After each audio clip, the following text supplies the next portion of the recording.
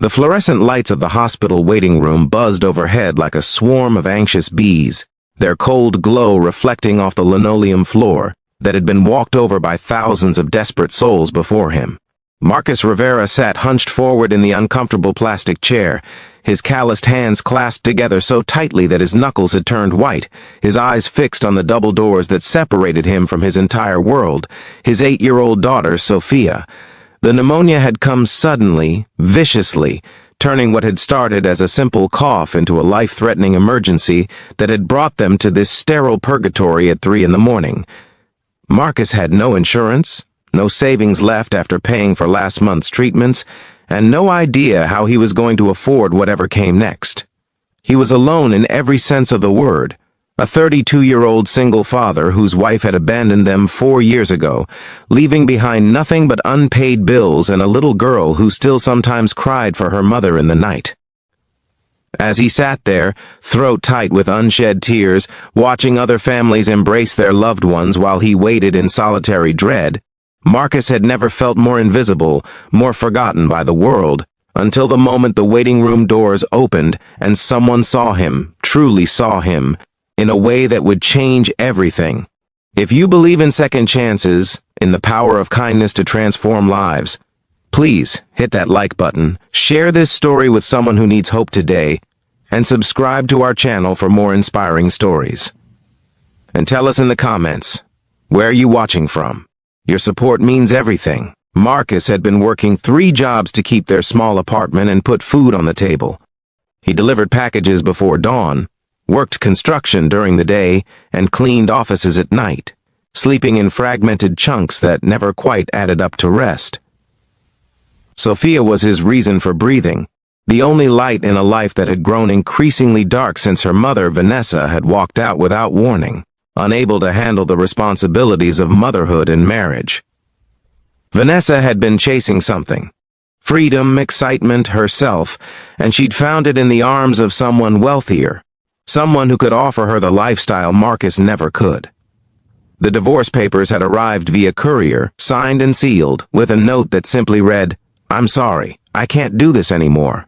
No custody battle, no visitation rights requested, just a complete and total abandonment that had shattered Sophia's heart and hardened Marcus's. Since then, Marcus had become both mother and father, learning to braid hair through YouTube tutorials, attending ballet recitals with his work boots still covered in drywall dust, helping with homework even when his own exhaustion made the numbers blur on the page. Sophia had grown into a resilient, beautiful child despite everything, her smile a perfect replica of her father's, her determination inherited from the man who refused to let circumstances define their future.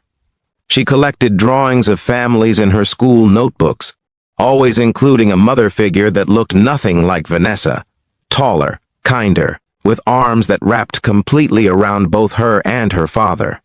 Marcus had noticed these drawings but never commented, understanding that his daughter was processing her abandonment in the only way an 8-year-old knew how. The pneumonia had started on a Tuesday. Sophia had complained of feeling tired after school, which Marcus had initially attributed to the previous night's homework session running late. By Wednesday, she was coughing, and by Thursday morning, her fever had spiked so high that Marcus had wrapped her in blankets and driven her to the emergency room in his 15-year-old truck that barely passed inspection each year. The doctors had admitted her immediately, their faces grave as they spoke about bacterial infections, fluid in the lungs, and the need for 4 antibiotics and constant monitoring. The bills had started accumulating before Sophia had even been assigned a room, each medical procedure adding another 0 to a total that Marcus could never hope to pay. He'd been sitting in that waiting room for 6 hours now, after the nurses had finally convinced him to step out while they performed some tests. 6 hours of watching the clock tick forward, of imagining worst-case scenarios, of praying to a God he wasn't sure was listening anymore. Other families came and went, their dramas playing out in hushed conversations and relieved embraces, while Marcus remained alone, a ghost among the living, unnoticed and unremarkable. That was when Alessandra Monroe walked into the waiting room, and the temperature seemed to shift. Alessandra was not supposed to be there.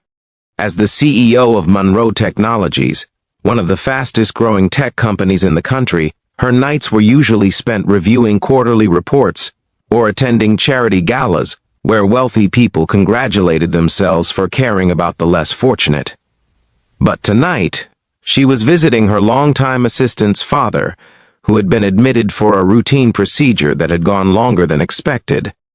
Alessandra had arrived in her signature style, a tailored black coat over an elegant burgundy dress, her dark hair pulled back in a way that suggested both professionalism and effortless grace. At 35, she had built an empire from nothing, overcoming every obstacle that society had placed before a woman in the tech industry, earning respect through brilliance and determination, rather than charm or connections. She noticed Marcus immediately, though she couldn't have explained why. Perhaps it was the way he sat apart from everyone else, an island of quiet desperation in a sea of worried families. Perhaps it was the way his shoulders seemed to carry a weight far heavier than his frame should support, or the way his eyes kept darting to the double doors with a mixture of hope and terror that Alessandra recognized from her own past. Whatever the reason, she found herself walking toward him, her expensive heels clicking against the linoleum in a rhythm that announced her approach. "Excuse me," she said, her voice softer than the commanding tone she used in boardrooms. "I noticed you've been here alone for quite a while. Is everything all right?" Marcus looked up, startled to be addressed by this elegant stranger who seemed completely out of place in the harsh fluorescence of the hospital waiting room.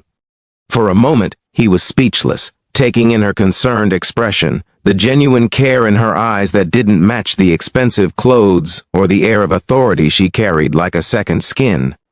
"My daughter," he managed, his voice rough from hours of silence and suppressed emotion. "She has pneumonia. They're running tests now. I'm just waiting." Alessandra sat down in the chair beside him without being invited, an action that would have seemed presumptuous if not for the gentleness with which she did it. "That must be terrifying," she said simply, and something about the directness of her acknowledgement broke through Marcus's carefully maintained composure.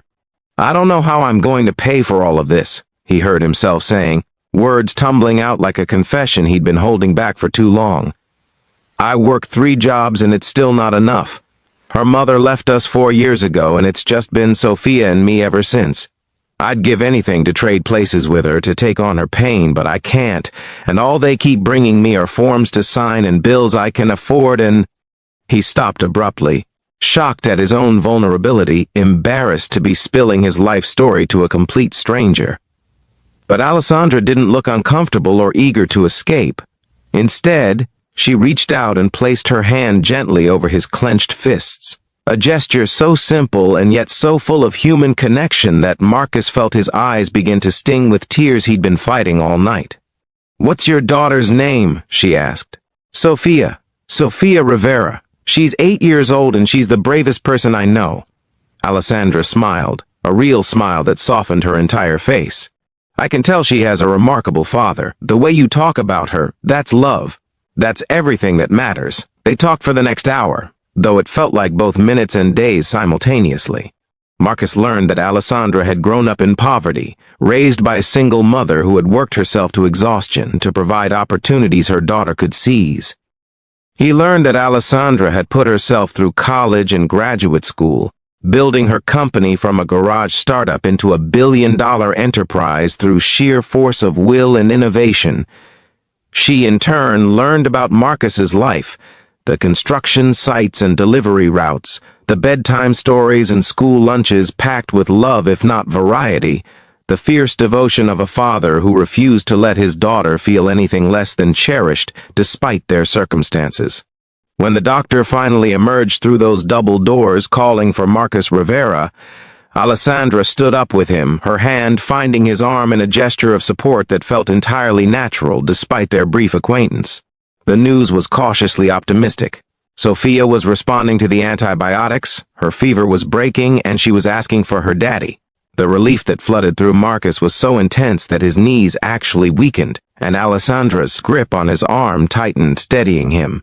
"Can I meet her?" Alessandra asked, and something in her tone suggested this wasn't mere politeness but genuine desire. Sophia was propped up against pillows when they entered her room, her face pale but her eyes bright with the resilience of childhood. She smiled when she saw her father, that beautiful smile that made every struggle worthwhile, and then her gaze shifted curiously to the elegant woman standing beside him. "Daddy, who's your friend?" Sophia asked, her voice hoarse from coughing but full of innocent curiosity. Marcus hesitated, unsure how to explain this unexpected connection, but Alessandra stepped forward with a warmth that transformed her from CEO to simply a kind woman visiting a sick child. "My name is Alessandra," she said, sitting carefully on the edge of Sophia's bed. "Your daddy and I were talking in the waiting room, and I wanted to come say hello to the brave girl he's been so worried about." Sophia studied her with the unfiltered assessment that only children possess. "You're very pretty," she announced, "and you smell nice, like flowers but also like something else." "Confidence," Marcus said quietly, surprising himself, and Alessandra laughed, a genuine, delighted sound that seemed to brighten the sterile hospital room. That night began something neither Marcus nor Alessandra could have predicted over the following days as Sophia recovered in the hospital. Alessandra returned each evening bringing books for Sophia to read and coffee for Marcus that actually tasted like coffee rather than the bitter sludge from the waiting room machines. She sat with them, listening to Sophia's stories about school and her dreams of becoming a veterinarian, watching the tender way Marcus adjusted his daughter's pillows and monitored her medication schedule with the precision of someone who had learned to be both fierce protector and gentle caregiver. On the fourth day, when Marcus received the hospital bill, a number so astronomical that it seemed fictional, Alessandra quietly arranged for her company's charitable foundation to cover it entirely. Marcus had tried to refuse, his pride warring with his desperation, but Alessandra had looked him in the eyes and said something he would never forget. "Let someone help you. You've been carrying the world alone for too long. Sometimes strength isn't about bearing everything yourself. It's about accepting support when it's offered with genuine care." The bill was paid, Sophia was discharged with a clean prognosis, and Marcus thought that would be the end of his encounter with a remarkable CEO who had appeared in his life like an angel during his darkest hour. But Alessandra kept showing up, not at the hospital now but at the small playground, near their apartment where Marcus took Sophia on Sunday afternoons, at the school recital where Sophia performed in the chorus, at the corner diner where they celebrated Sophia's recovery with pancakes they could finally afford to enjoy without anxiety. If this story is touching your heart, please take a moment to hit that like button, leave a comment telling us what you think, and share this with someone who needs to hear it. Your engagement helps us continue bringing stories of hope and human connection to the world. 6 weeks after that night in the hospital waiting room, Alessandra invited Marcus and Sophia to dinner at her penthouse apartment, a stunning space overlooking the city with floor-to-ceiling windows that made Sophia gasp with wonder. Over a meal that Alessandra had cooked herself, surprising Marcus with her domestic skills despite her high-powered career, she proposed something that left him speechless. "I've been thinking," she began, her usual confidence tempered with a vulnerability that Marcus was learning existed beneath her polished exterior, about families and what they mean.